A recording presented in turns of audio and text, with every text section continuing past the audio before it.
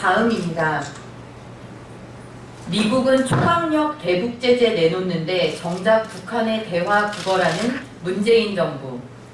미 상원이 27일 북한의 원유 및 석유 제품 수입 봉쇄 등 북한의 군사력과 경제를 지탱하는 원유와 자금줄을 완전히 차단하는 등 전방위적인 대북 제재 방안이 담긴 대북 제재 패키지법을 찬성 98표, 반대 2표라는 압도적인 표 차이로 가결했습니다. 이는 북한에 대한 제재와 봉쇄를 한층 강화하고 특히 중국에 의한 원유 공급을 반드시 차단해야 된다는 미국의 확고한 의지가 반영된 것으로 볼 수 있습니다. 이 법안이 중국으로 하여금 대북 제재에 보다 적극적으로 참여할 수 있도록 하는 실질적인 효과를 가져올 것이라는 긍정적인 전망이 나오고 있습니다. 이번 제재안은 지난 5월 하원에서 통과된 대북 차단 및 제재 현대화법으로 당시 표결 과정에서 419명이 찬성하고 3명이 반대할 정도로 초당적인 지지를 받았습니다.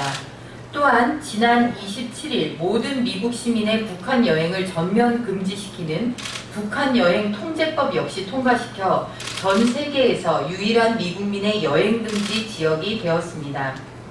이를 통해 미 정치권이 북한의 핵미사일 위협과 인권 유린에 대한 심각성을 공유하고 있으며 그 어느 때보다도 단호하고 강력한 조치가 필요하다고 보고 있다는 사실을 알 수 있습니다.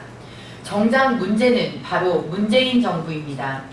북한의 핵미사일 위협에 가장 직접적으로 노출돼 있으며 언제 군사도발과 테러를 당할지도 모르는 대한민국의 정부가 대북 제재에 대해 소극적인 것입니다. 문재인 정부가 제안한 남북 군사회담은 끝내 아무런 대답도 듣지 못했습니다. 체육 교류로 남북한 관계에 물꼬를 터보자는 문재인 정부의 구애에 대해 북한은 비웃기라도 하는 듯 시큰둥한 반응을 보였습니다.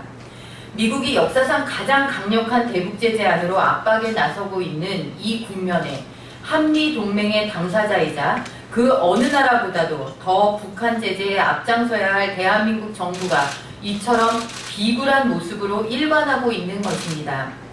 우리가 국제사회 공조를 무너뜨리며 대북 제재의 회방꾼, 걸림돌이 되는 것이 아닐지 매우 우려스럽습니다.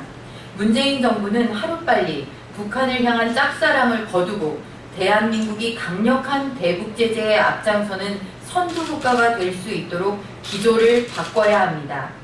반응조차 얻어내지 못하는 대화 제의, 교류 등 공허한 대북 정책은 북한의 핵미사일 개발에 필요한 시간만을 벌어다 줄 뿐입니다.